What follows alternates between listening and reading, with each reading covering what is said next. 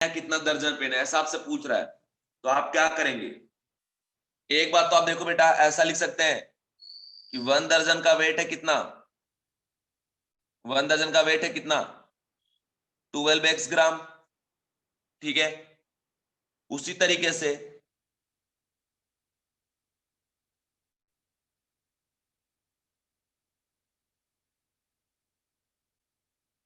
मान लो y दर्जन का वेट है कितना, दिस।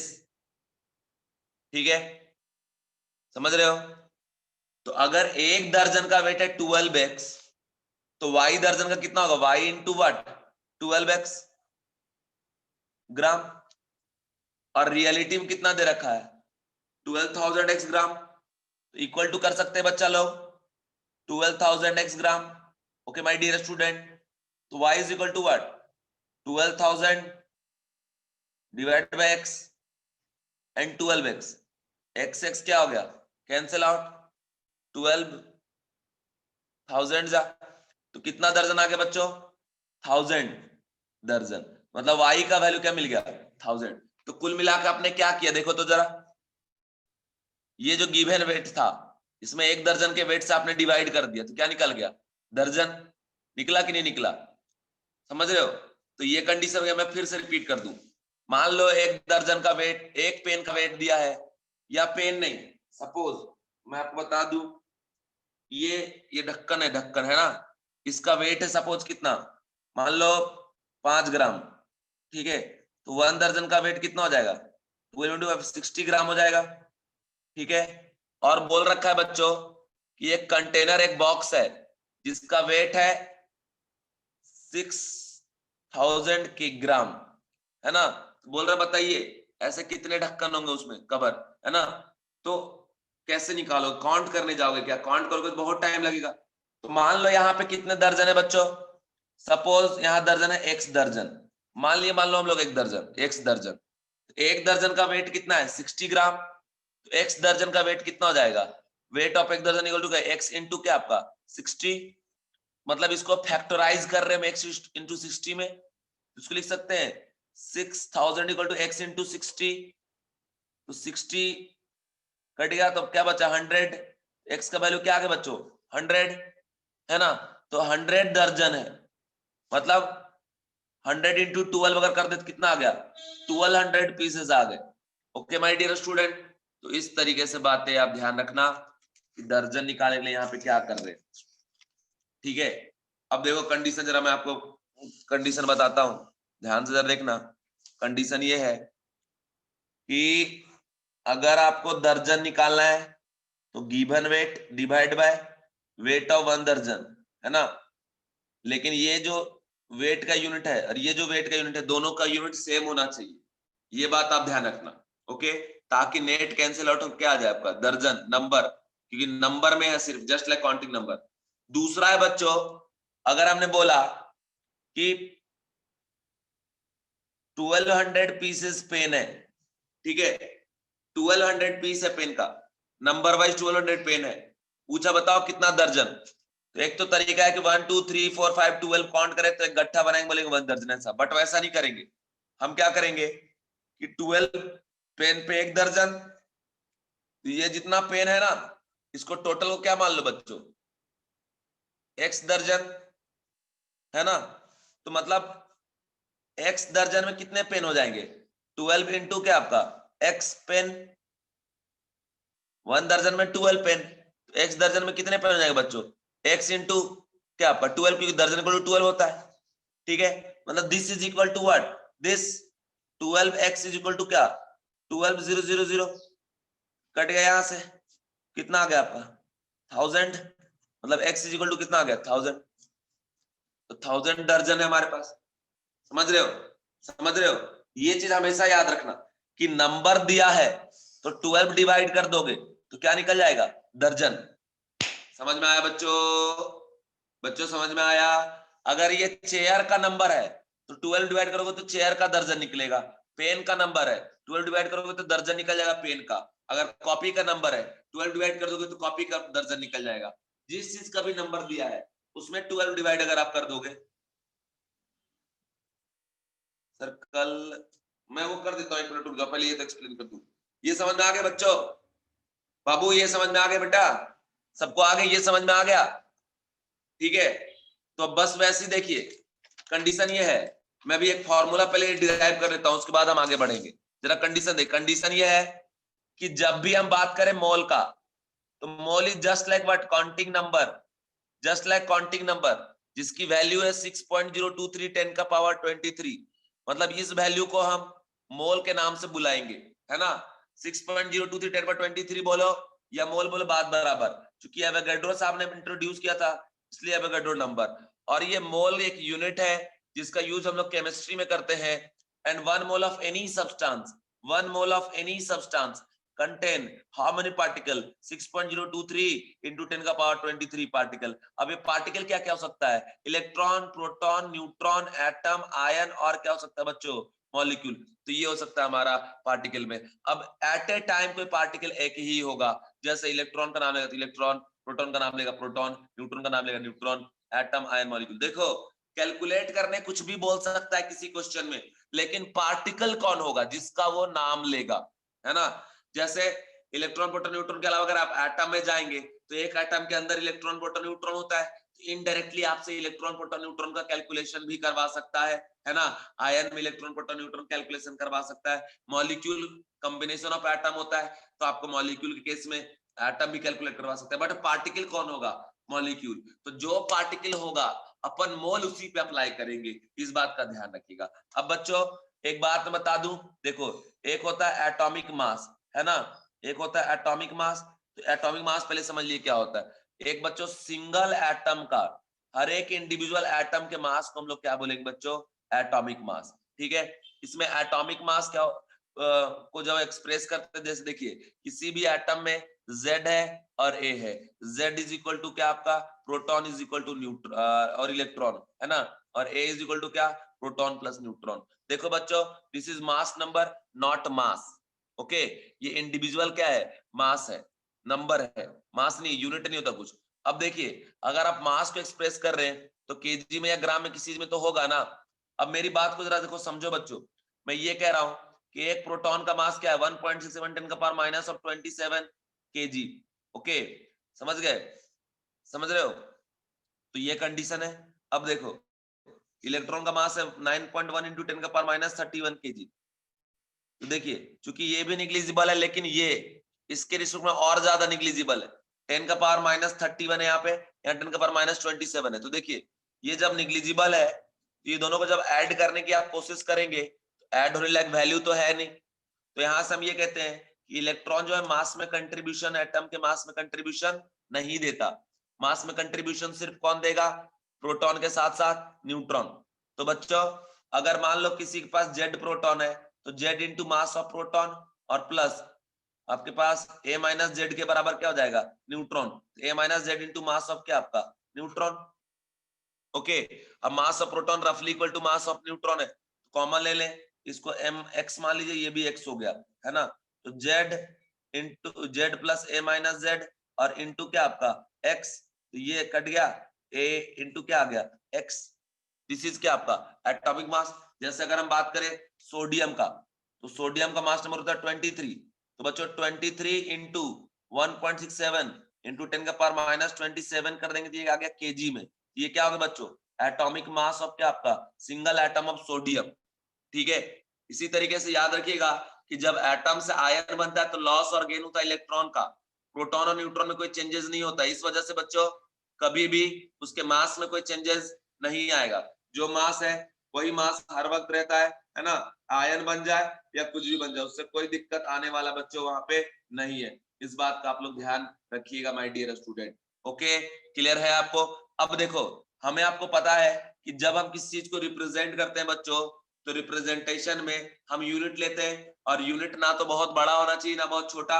अभी देखो यहाँ देखने में एकदम बेकार सा लग रहा है कि नहीं लग रहा, तो अच्छा बनाने के लिए क्योंकि एटम बहुत निग्लिजिबल है, तो एक अलग सा यूनिट इंट्रोड्यूस किया गया मास का, ठीक है, जिसको हम बोलते हैं एएमयू, एटॉमिक मास यूनिट। अब ये एएमयू क्या है, तो एएमयू डेफिनेशन है कि कार्बन 12 आइसोटोप को, है ना, कार्बन 12 आइसोटोप को 12 इक्वल पार्ट में डिवाइड कर दीजिए, डिवाइडेड इनटू 12 इक्वल पार्ट, है ना, 12 equal part, and each part का जो वेट होगा उसके इच पार्ट के वेट को हम लोग बोलेंगे बच्चों 1 AMU। This is definition of 1 AMU, है ना। फिर से बता दूं कि मान लो ये कार्बन 12 का एक पीस हम लिए, ठीक है, एक एटम, इसको कितने पार्ट में डिवाइड कर दीजिए बच्चों, 12 इक्वल पार्ट में। ओके, 12 इक्वल पार्ट में अगर आप डिवाइड कर देंगे कितना हो गया, 1 2 3 4 5 6 7 8,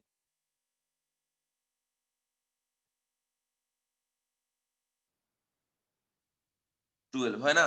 तो इसमें से एक पार्ट को किसी को बाहर निकाल लो बाहर, इसका जो वेट है मान लो x kg, तो ये जो है इसी को हम लोग क्या बोलेंगे 1 AMU। अभी किसके बराबर आ जाएगा बच्चों, देखो कार्बन 12 का वेट क्या हो जाएगा, 12 इंटू 1.67 इंटू 10 का पावर माइनस अब क्या आपका 27 kg, है ना, क्योंकि इसके पास 6 प्रोटॉन होता है और 6 न्यूट्रॉन होता है। प्रोटॉन न्यूट्रॉन का मास तो रफली इक्वल है ना, 12 इसका मास नंबर है, 12 इंटू दिस कर देंगे तो एक एटम का मास आ गया। अब देखिए अगर 12 पार्ट में डिवाइड कर देंगे तो एक पार्ट का मास कितना हो जाएगा, m/12 हो जाएगा ना। m/1 पार्ट का जो वेट है क्या हो जाएगा, 12 इंटू 1.67 10 का पावर माइनस ऑफ 27 kg, और डिवाइड क्या कर देंगे हम 12, 12 कट गया, तो यहाँ से 1 पार्ट का वेट आ गया इतना, एक प्रोटॉन के बराबर या एक न्यूट्रॉन के बराबर आप कह सकते हैं। तो इसी को बोला गया बच्चों क्या, 1 AMU, ठीक है। AMU आप समझ लो बहुत बड़ा कोई तोप नहीं है बच्चों, बहुत मुश्किल लगता है AMU बहुत बड़ा क्या है, बहुत बड़ा क्या है नहीं है, अरे कुछ नहीं है यार, ये बस मास का यूनिट है, जैसे नॉर्मली आप ग्राम केजी वगैरह यूज करते हो, टन क्विंटल, हाँ ये बहुत निग्लिजिबल एटम के लिए यूज होगा। तो यहाँ से याद रखिएगा कि mass of proton is equal to mass of neutron is equal to 1.67 10 का power minus of 27 kg, which is equal to what 1 AMU, बस ऐसे याद रखना। एंड बच्चों एक बात और है कि Na का वैल्यू कितना होता है 6.023 इंटू 10 का पावर 23, अगर आप 1 बाय Na करते हैं यहाँ वैल्यू क्या हो जाएगा 1 बाय 6.023 इंटू 10 का पावर 23, ये ऊपर जाएगा तो जाएगा 10 का पावर माइनस ऑफ 23 बाय 6 रफली इक्वल टू, इसको लिख सकते हैं 1.66 इंटू 10 का पावर क्या आपका माइनस ऑफ आपका 24, है ना। तो देखिए ये आ रहा है इसके टर्म्स में, अगर इसको 1000 मल्टीप्लाई कर दे किस में कन्वर्ट हो जाएगा, ग्राम में, तो यहाँ लिख सकते हैं कि 1 बाय Na ग्राम, ये रिलेशन याद रखिएगा, ठीक है, AMU का 1 AMU इक्वल टू क्या आपका 1 bye Na gram. Okay my dear student, सारे बच्चे बोलो, बोलो जल्दी, समझ में आ रहा है यहाँ तक, यहाँ तक समझ में आ रहा है, गिव मी आंसर प्लीज। देखो बहुत मेहनत लग रहा है यार ये सब बताने में, अब बताते जाओ, ठीक है, बोलते जाइए, समझ में आ रहा है।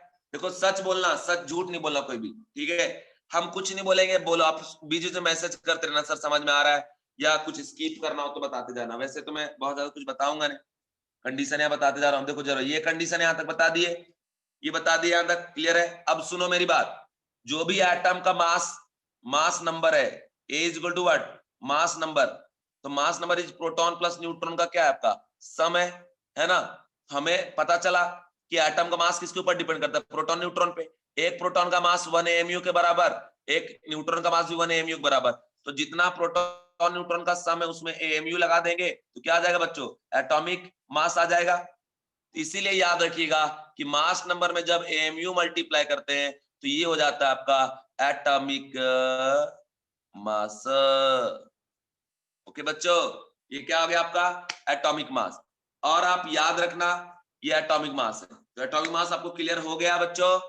अब जैसे देखो इसमें कुछ एग्जांपल है, जैसे आपने लिया ऑक्सीजन 16, है ना, हाइड्रोजन 1, और आपने ले लिया सोडियम 23, है ना, तो मास नंबर इसका कितना है 16 है, इसका एटॉमिक मास क्या हो जाएगा 16 AMU, इसका 1 AMU, और इसका क्या आपका 23 AMU। क्लियर है बच्चों। इसके बाद होता है relative atomic mass. Relative atomic mass होता है कि जब आप किसी एटम के मास को एक्सप्रेस करेंगे विद रिस्पेक्ट टू कार्बन 12/12, है ना, तो उसको बोलेंगे रिलेटिव एटॉमिक मास, हो जाएगा mass of atom divide by carbon 12/12। अब देखो कार्बन 12/12 का वैल्यू कितना होता है बच्चों 1 AMU, कुल मिला के मास ऑफ एटम में 1 AMU डिवाइड करेंगे तो मास ऑफ एटम मान लो x AMU है, AMU कैंसिल आउट हो जाएगा, जो यूनिट है मैग्नीट्यूड वही रह जाएगा, समझ रहे हो। अब जैसे अगर इसका निकाले तो 16 AMU divide by 1 AMU cut गया, कितना गया 16, यहाँ कितना जाएगा 1, यहाँ पे कितना 23, तो मतलब जो मास नंबर था उसी का वैल्यू डायरेक्ट क्या हो जाएगा रिलेटिव एटॉमिक मास। ठीक है बच्चों, इसके बाद एक और टर्म है, नाम है gram atomic mass. Gram atomic mass is known as what? Molar mass is known as what? Mass of 1 mole substance. ठीक है, अब एक बात मेरे बच्चों, मेरे प्यारे बच्चों, एक पेन का वेट अगर है x ग्राम, तो एक दर्जन के लिए क्या करते हैं आप? 12 इंटू एक्स करते हैं ना। तो अगर आप बोला ग्राम एटॉमिक मास, इसका मतलब क्या है? Molar mass, that is mass of 1 mole substance. इसका मतलब क्या हो जाएगा? मास ऑफ 1 एटम इनटू क्या आपका? Avogadro number. होगा कि नहीं होगा? बोलो आप, बोलो बच्चों, बोलो बच्चों, होगा।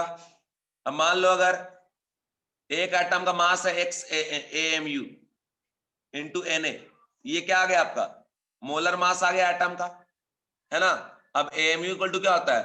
1 बाय Na ग्राम, तो 1 बाय Na ग्राम, है ना, और इंटू Na का कल्याण हो गया, कितना आ गया आपका? x ग्राम। ठीक है, तो बच्चों याद रखना, आपको ज्यादा टेंशन लेना नहीं है कि एटॉमिक मास अगर किसी का x AMU है तो रिलेटिव एटॉमिक मास कितना हो जाएगा आपका? x, और ग्राम एटॉमिक मास क्या हो जाएगा? x ग्राम। बस कैसे आया इस बात का बस ध्यान रखिए, और कुछ नहीं। अब एक बात मैं बता दूं आगे, कि जब भी आपको किसी सब्सटेंस का मोल निकालना, उसको हम n से रिप्रेजेंट करेंगे। सॉलिड, लिक्विड और गैस सभी पे वैलिड है। तो मोल का फॉर्मूला होता है बच्चों given weight divide by molar मास। ठीक है, ये कैसे आया? तो वैसे जैसे आपने देखा था ना, मान लो कोई सब्सटेंस है, उसके 1 मोल का मास क्या होता है बच्चों? 1 मोल का मास मान लो है x ग्राम, 1 मोल का मास x ग्राम, और बोला है बच्चों कि 1600 x ग्राम वेट दिया, बताओ इसमें कितने मोल होंगे? हमने अज्यूम कर लिए y मोल, तो y मोल का वैल्यू कितना हो जाएगा? Mass y into x gram, तो y into x gram is equal to क्या आपका? 1600x, x काट दो तो y इक्वल टू क्या आ गया? 16, क्या आपका? मोल। बस, तो वही चीज यहां से डायरेक्ट आ गया कि मोल ऑफ सॉलिड, लिक्विड और gas is equal to given weight का आपका मोलर मास। ये और ये दोनों का जो यूनिट होगा बच्चों, यूनिट ऑलवेज याद रखना कि सेम होना चाहिए। अगर ये केजी में तो ये भी केजी, ये एमयू में तो ये भी एमयू, किसी में चीज में। लेकिन जनरली मेरे बच्चों ये हम लोग एक्सप्रेस करते हैं इन टर्म्स ऑफ ग्राम, इसलिए गिवन वेट किसी में भी दिया हो उसको आप कन्वर्ट पहले करिएगा ग्राम में, फिर इस फॉर्मूले में यूज करिएगा। और ये फॉर्मूला सॉलिड, लिक्विड, गैस सभी पे वैलिड है। ओके, तो मोल कैसे निकालेंगे? Given weight by molar mass. और अगर मान लो मोल पता है और गिवन वेट आपको निकालने बोल रहा है, तो फॉर्मूला ये लगाओ, क्रॉस मल्टीप्लाई कर देंगे मोल इंटू मोलर मास, तो क्या निकल जाएगा? Given weight. गिवन वेट मतलब दिया हुआ वेट। क्लियर है बच्चों? क्लियर है? ठीक है, तो अब एक बात याद रखना, जिस सब्सटेंस का वेट देगा उसी सब्सटेंस के मोलर मास से आप डिवाइड करिएगा। जैसे इलेक्ट्रॉन का वेट दिया हुआ है, तो wait of electron divide by molar mass of electron. ठीक है, weight of proton divide molar mass of proton, तो किसका मोल निकलेगा? प्रोटॉन का। अगर वेट न्यूट्रॉन का है तो weight of neutron divide by molar mass of neutron, किसका मोल निकलेगा? न्यूट्रॉन का। अगर वेट सपोज दिया है आपको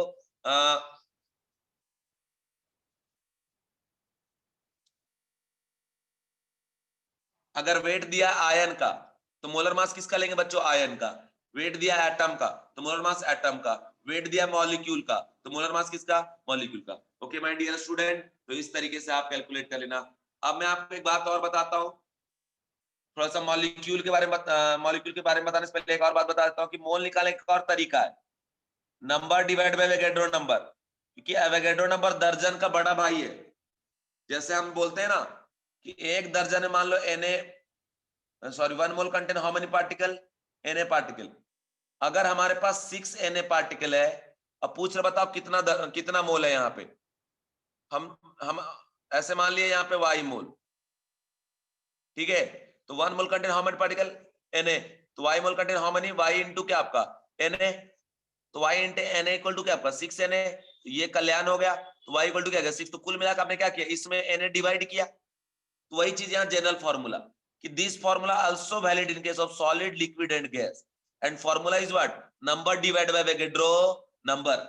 याद रखना बच्चों, सॉलिड हो, लिक्विड हो, गैस हो, अगर नंबर लिख के दिया कुछ भी 1 200 1000 10,000 कुछ भी नंबर है तो उसमें Na डिवाइड करेंगे तो मोल आएगा। अगर इलेक्ट्रॉन का नंबर है तब भी Na डिवाइड करेंगे, प्रोटॉन का नंबर है तब भी Na डिवाइड करेंगे, न्यूट्रॉन का नंबर है तब भी Na डिवाइड करेंगे, एटम का नंबर है तब भी Na, आयन का नंबर है तब भी Na, मॉलिक्यूल का नंबर है तब भी Na ही डिवाइड करेंगे। ओके माय डियर स्टूडेंट, तो अब यहां से दो फॉर्मूला कि mole is equal to given weight by molar mass और दूसरा number divide by Avogadro number is equal to क्या आपका मोल। देखो मेरे बच्चों, अगर आपको वेट देके नंबर पूछा तो क्या करोगे, वेट से पहले मोल निकाल लेना एंड फिर नंबर बाय एवोगैड्रो नंबर का फॉर्मूला लगा लेना, इधर क्रॉस मल्टीप्लाई कर देना तो नंबर आ जाएगा। अगर नंबर दिया है, नंबर दिया और वेट पूछ रहा है कितना वेट होगा, तो नंबर में Na डिवाइड कर देना, मोल निकल जाएगा एंड मोल में इस फॉर्मूले का यूज कर लेना और वेट निकल जाएगा। ओके बच्चों, क्लियर है? बस रिप्लाई कर दे जाओ फटाफट, बाकी मेरे पे छोड़ दो। तुम लोग को अगर ब्रिलियंट ना बना दिए ना तो फिर कहना। फटफट फटफट रिप्लाई करो, ज्यादा लेट नहीं करो, लेट नहीं करो बच्चों, रिप्लाई करो। अभी देखो, अभी देखो एक क्वेश्चन आया था, एक क्वेश्चन आया था जेई एडवांस में, जेई एडवांस में क्वेश्चन आया था, ठीक है? देखो बहुत इजी है, बहुत इजी है बच्चों, देखो खा जाओगे क्वेश्चन अभी तुम लोग। वैसे तो हमारे पास बहुत सारे क्वेश्चन है कराने को कलेक्शन, लेकिन हम सारे तो करा नहीं सकते, टाइम का दिक्कत है ना अपने पास, तो इसलिए कुछ कुछ इंपॉर्टेंट जैसे बोल रहा है calculate mass of 1 mole of electron. Okay, ये निकाल लिए थे कल हमने। बोल रहा है calculate how many mole of electron will weight 1 kg, 1 kg कितने मोल इलेक्ट्रॉन का वेट होगा, है ना? तो इसको दूसरे तरीके से सॉल्व करिए। Suppose weight of electron equal to what, 1 kg। Okay, gram में क्या होगा, 1000 ग्राम। हमने एक ही बात बताया, mole equal to given weight by क्या आपका मोलर मास, मोल किसका, इलेक्ट्रॉन का, तो मोलर मास किसका, इलेक्ट्रॉन का। तो गिवन वेट कितना है बच्चों, 1000 ग्राम, और डिवाइड बाय एक मोल इलेक्ट्रॉन का मास क्या होगा, 9.1 इंटू 10 का पावर माइनस ऑफ क्या 28 ग्राम, और इंटू क्या आपका एवोगैड्रो नंबर, ये क्या निकल गया मोलर मास, यहाँ ला लो आप, 9 इंटू 10 का पावर माइनस 28 इंटू Na कर देंगे, आगे आपका क्या मोल ऑफ इलेक्ट्रॉन। अरे जलवा है जलवा, ऐसे जलवा चलेगा।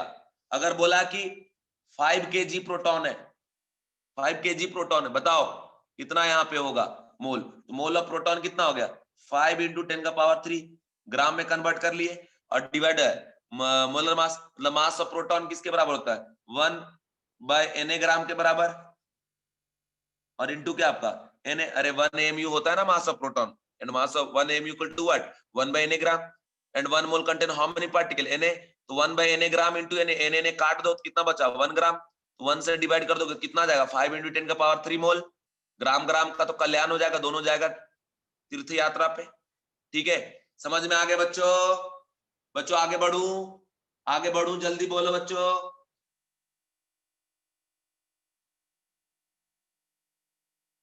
ठीक है, एक बात और याद रखना जरा, अब हम आते हैं मॉलिक्यूल पे।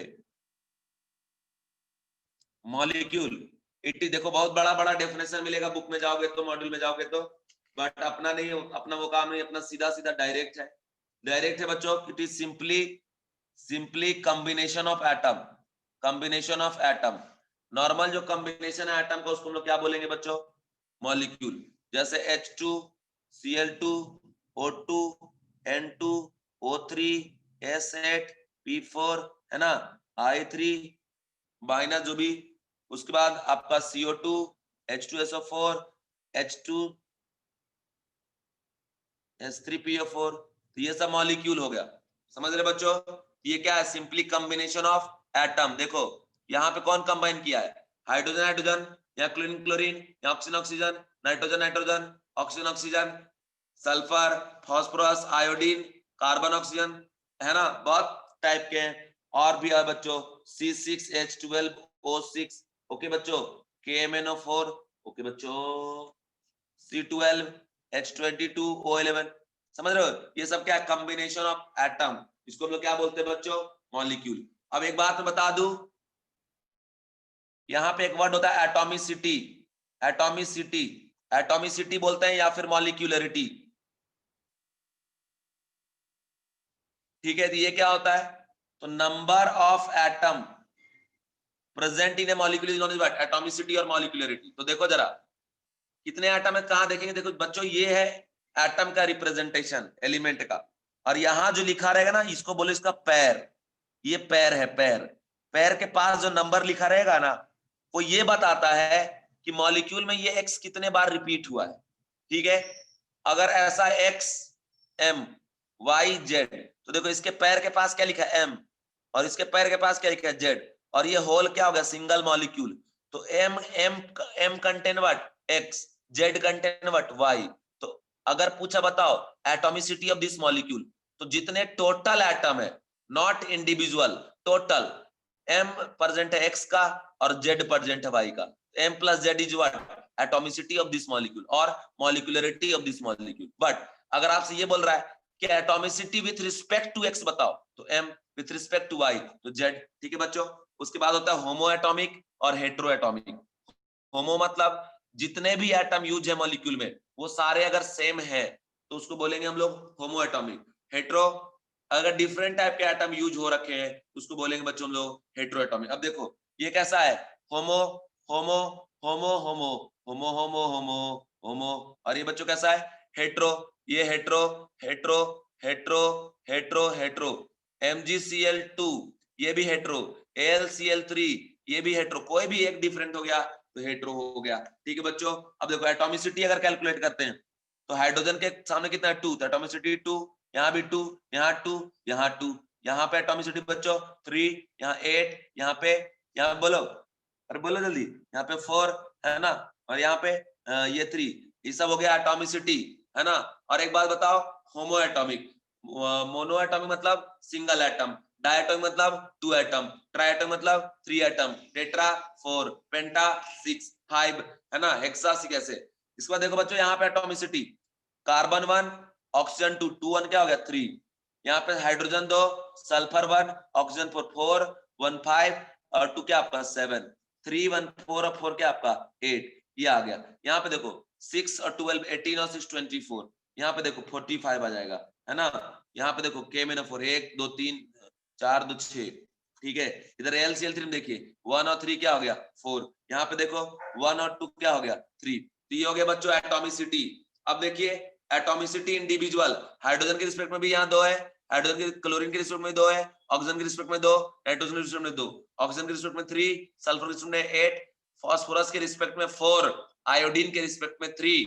और बच्चों यहाँ पे बोला atomicity with respect to carbon, तो विथ रिस्पेक्ट टू कार्बन बच्चों कितना है, तो कार्बन का नंबर यहाँ पे कितना है 1, इसलिए with respect to carbon 1, with respect to oxygen 2, with respect to hydrogen बच्चों 2, with respect to sulphur 1, with respect to oxygen 4, with respect to hydrogen 3, phosphorus 1, with respect to oxygen 4। Okay बच्चों, with respect to carbon atomicity is what 12, उसके बाद ये क्या है H है, तो ये कितना हो गया 22, ऑक्सीजन की जो 11। समझ में आ गया बच्चों, give me answer please, give me answer please, जल्दी से बताओ, जल्दी से बता दो बच्चों, सारे बच्चे रिप्लाई कर दीजिए एक बार। अब इसके बाद है बच्चों मॉलिक्यूलर मास, सुनो जरा मेरी बात, मॉलिक्यूलर मास,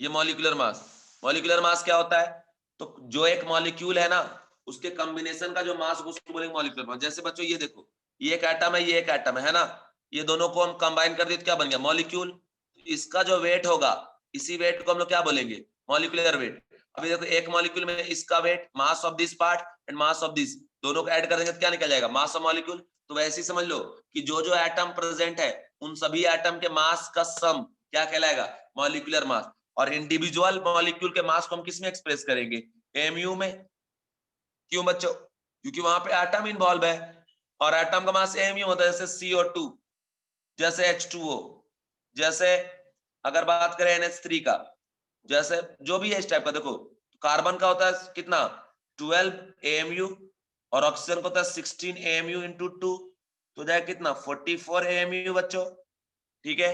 और यहाँ देखो हाइड्रोजन का 1 AMU इंटू 2 AMU और ये 16, तो कितना हो जाएगा 18 AMU है ना। और ये देखो 7 14 और 3 क्या आपका 17 AMU, तो ये आ गया आपका। तो एएमयू लिख रहे हैं सिंगल इंडिविजुअल मॉलिक्यूल के मास को। ओके, क्लियर है। अब फिर से यहाँ आता है gram molecular mass. Gram molecular mass क्या हो जाएगा बच्चों? Mass of Na molecule that is 6.023 10 का पावर 23 मॉलिक्यूल का मास। इसको हम लोग क्या बोलेंगे? ग्राम मॉलिक्यूलर मास या फिर मोलर मास, सीधा सीधा मोलर मास। तो इसमें क्या करेंगे?